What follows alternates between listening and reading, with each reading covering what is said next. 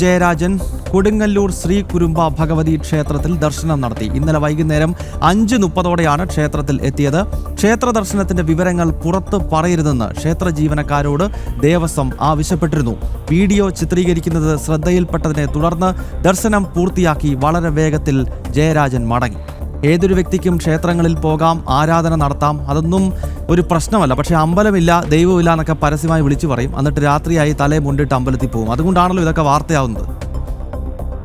ഗൗതം, അത് തന്നെയാണ് കാരണം. ഏതൊരു വിശ്വാസിക്കും എത്തിപ്പെടാൻ എല്ലാ ക്ഷേത്രങ്ങളിലും അല്ലെങ്കിൽ അവരവരുടേതായിട്ടുള്ള വിശ്വാസ കേന്ദ്രങ്ങളിലേക്ക് എത്താൻ എല്ലാവർക്കും അനുമതിയുണ്ട്, അതിനുവേണ്ട സ്വാതന്ത്ര്യവുമുണ്ട്. പക്ഷേ ദൈവമില്ല, ദൈവവിശ്വാസമില്ല, എല്ലാം മിഥ്യയാണ് എന്നൊക്കെ പറയുന്ന, മിത്താണെന്നൊക്കെ പറയുന്നവർ തന്നെ ഈ ക്ഷേത്രങ്ങളിലേക്ക് എത്തുമ്പോഴേക്കുമാണ് അത് വാർത്തയാവുന്നത്. എന്തായാലും അത്തരത്തിലുള്ള ഒരു സന്ദർശനമാണ് ഇന്നലെ നടന്നിരിക്കുന്നത്.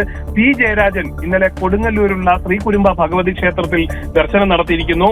രാവിലെ നടത്താനായിട്ടായിരുന്നു നിശ്ചയിച്ചിരുന്നെങ്കിലും അവിടെ ക്ഷേത്രത്തിൽ വലിയ രീതിയിൽ ഭക്തരുണ്ടാവാനുള്ള സാധ്യത മുന്നിൽ കണ്ടുകൊണ്ട് വൈകുന്നേരം 5:30 പി ജയരാജനും തന്റെ സുരക്ഷാ ഉദ്യോഗസ്ഥരുടെ അകമ്പടിയോടുകൂടി കൊടുങ്ങല്ലൂർ ക്ഷേത്രത്തിൽ ദർശനം നടത്തുന്നത്.